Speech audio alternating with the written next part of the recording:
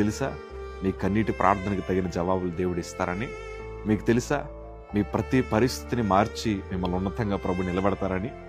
మనకి తెలిసిన ఒక్కొక్కసారి నిలబడడానికి ఒక్కొక్కసారి మనకు భయం అనిపిస్తూ ఉంటుంది. ఎందుకంటే విశ్వాసం బలహీనపడిన ప్రతిసారి నా స్థితి ఎలా మారుతుందయ్యా, నా పరిస్థితి ఎలా మారుతుందయ్యా అని రకరకాల తలంపులు ఆలోచనలు కలిగి మనం ఉంటాం. కానీ మీకు ఒక మాట చెప్తాను, నీతిమంతులు 7 సార్లు పడినను మరలా వారు తిరిగి లేస్తారు. వాక్యం అంత స్పష్టంగా ఎందుకు రాయబడిందంటే నీతిమంతుల పక్షాన ప్రభు ఉన్నాడు కాబట్టి. వారు పడినను దేవుడు వారిని నిలబెట్టగలిగిన సమర్థుడు. దేనికో తెలుసా? నీతిగా వారు బ్రతికారని.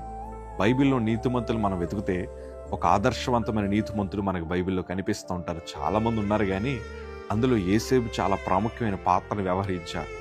యేసేపు గారు ఒకనాడు కరువు దినాలు ప్రారంభించబడక ముందు యేసేపు ఒక చక్కటి పేరులు వారి పిల్లలకు పెడుతూ ఒక మంచి సందేశాన్ని ప్రపంచానికి అందజేశారు. అదేంటో తెలుసా? అందరము ఆదికాండము 41 అధ్యాయము 52వ మాట మనం చదవగలిగితే యేసేపు గారు అంటున్నారు కదా, తరువాత అతడు నాకు బాధ కలిగిన దేశమందు దేవుడు నన్ను అభివృద్ధి పొందించనని చెప్పి 2వ వానికి ఎఫ్రాయిము అని పేరు పెట్టాను.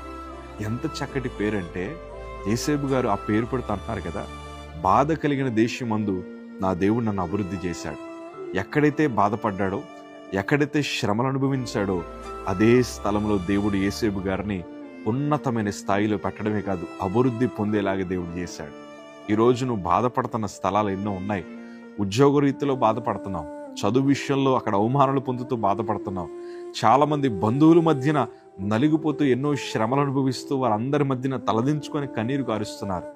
ఆర్థిక పరిస్థితులు బాలేదని ఎంతోమంది నిన్ను అవమానిస్తుంటే, ఎంతోమంది నీ మీద నిందలు వేస్తుంటే, ఎంతోమంది నిన్ను దూషిస్తుంటే ఆ స్థలంలో కన్నీరు కారుస్తూ నువ్వు బ్రతుకుతున్నావేమో. ఈరోజు నీ స్థితి మార్చగలిగిన దేవుడు ఉన్నాడు అన్న విషయాన్ని జ్ఞాపకం చేస్తున్నాను. యేసేపు అంటున్నాడు కదా, బాధ కలిగిన దేశం ముందు నా దేవుడు నన్ను అభివృద్ధి పొందించాడు.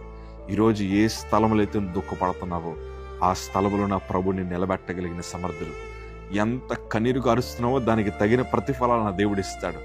రీబౌండ్స్, ఎంత బలముగా ఒక బంతిని నేలకేసి కొడితే అది ఎంత బలముగా మరలా తిరిగి పైకి వస్తుందో అటు రీతిలో నా ప్రభుని నిలబెట్టగలిగిన దేవుడు.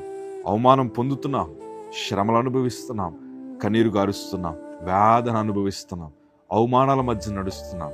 కానీ ఒక్కటి జ్ఞాపకం చేసుకో, ప్రభు నీ స్థితిని మార్చడానికి సిద్ధంగా ఉన్నాడు. దానికి అంతటికీ ఒకటే ఉందయ్యా, రీజన్ ఏంటో తెలుసా?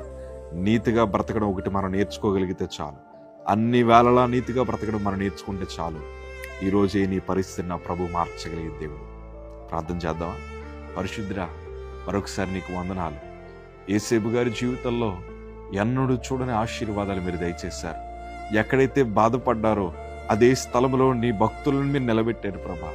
ఈరోజు ఈ వీడియో చూస్తున్న ప్రతి బిడ్డల జీవితంలో ఎన్నో అవమానాలు, ఎన్నో నిందలు, ఎన్నో శ్రమలు వారు అనుభవిస్తూ ఉన్నారు.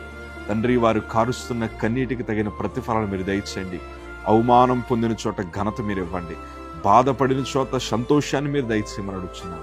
దీవించి బిడ్డలకు కావాల్సిన జ్ఞానం, బలము దయచేయమని యేసు నామమున అడుగుతున్నాం తండ్రి. ఆమేన్. God bless you.